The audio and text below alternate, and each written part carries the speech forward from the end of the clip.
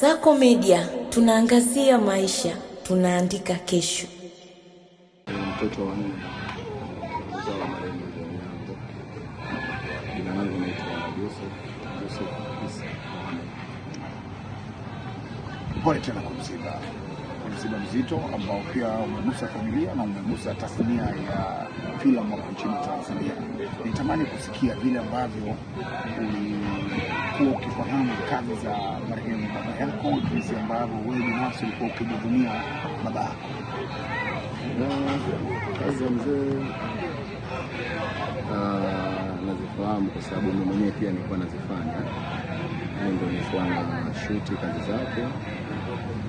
Kwanza nilianza kama mwigizaji mdogo sana, niliingiza kwenye tasnia hiyo.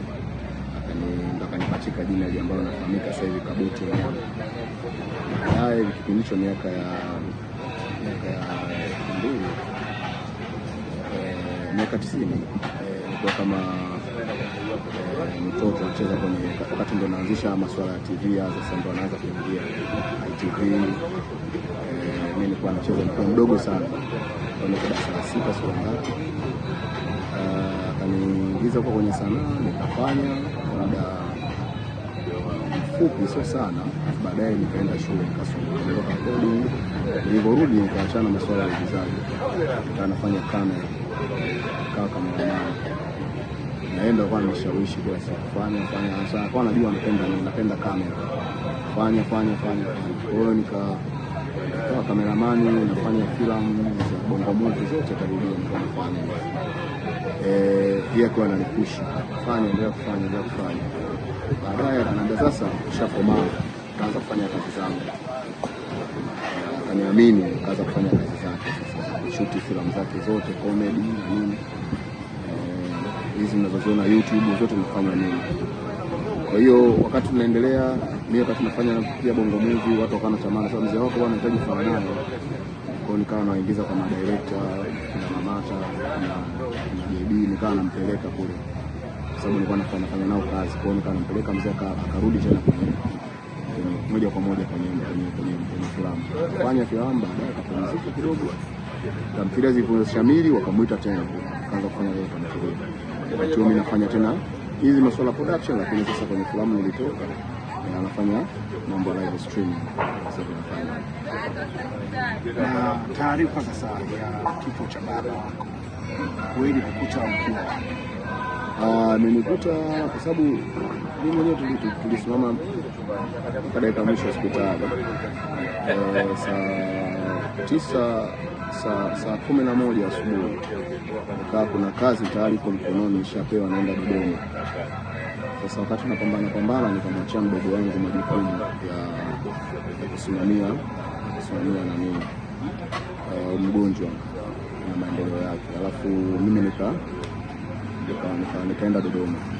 Nafika kule saa 7 usiku ndio napigiwa simu, ambapo asubuhi nilikuwa nikafanya kazi. Kwa nikashinda kabidi nirudi Dar es Salaam sasa. Sababu taarifa imekuja kule saa 7 usiku. Nikoli na video kumwambia hapo sawa. Anambia vipi? Akanifundisha nikana na mimi naiga lafuzi. Nitapiga lafuzi hiyo nifanye hivyo. Kana naiga kihaya, naiga kichaba.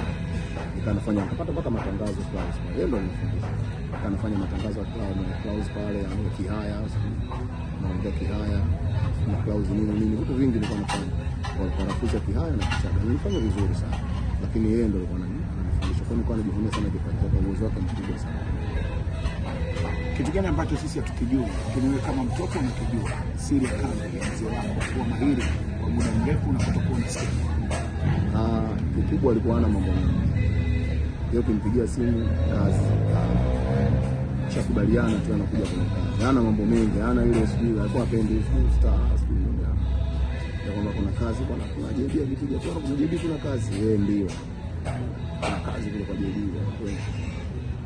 Yaani hana hiyo sijui ya kwanza sijui kuna kazi, yeye anakwenda anakubaliana naye basi anafanya kazi. Na Mamata wote ndio hivyo. Hata kuwauliza watakwambia kwenye kazi alikuwa hana mambo ya kona. Ile kazi kufanya kazi. Na hata kina mzee Jongo zamani anasema baba wako bwana kwenye kazi. Yeye anapiga kazi tu, ana muda kwa nini. Kwa siri yake kubwa ni hiyo, anapenda sana kufanya kazi. Sasa uigizaji kwa unapenda kifu.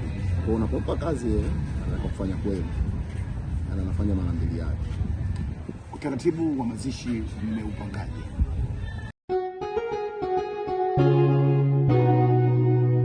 Kasako Media, tunaangazia maisha, tunaandika kesho.